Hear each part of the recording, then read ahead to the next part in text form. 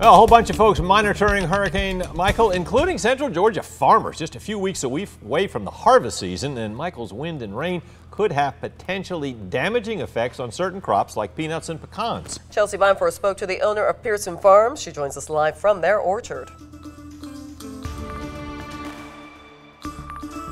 Yeah, Frank and Lori was out here earlier today with Al Pearson, the owner of the farm. He was doing a little bit of storm prep, but he says that Hurricane Michael is actually coming at a much better time than Hurricane Florence because, at least at this point, most of their pecans are ready for harvest. Take a look.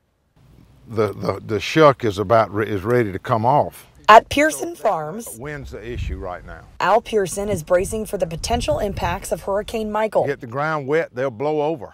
And usually you just have to cut them off and start over. You can't stand them back up. Luckily, Pearson says with only about 2 weeks to harvest. If the hurricane comes and we lose some limbs or lose some nuts to the ground, they are probably mature enough that they'll be salvageable. But for peanut farmers, that's not the case. It's a big crop for Georgia. There's about 825,000 acres that are planted this year. Andy Lucas, PR director with the Georgia Farm Bureau, says peanuts face potentially far greater damage for the forecasted levels of rainfall. The crop itself, anytime you plow it up and it gets wet, you lose the ability to get a good grade, and it also takes a little longer for the peanuts to dry out. In a worst-case scenario, Lucas says this could drive up prices for peanut products at the grocery store. This is harvest for farmers, and this is how we feed the world. So, yeah, it's a big deal to watch this weather. Back on the pecan farm, Pearson says his team is watching the weather, too. We've got a few guys that can get on equipment and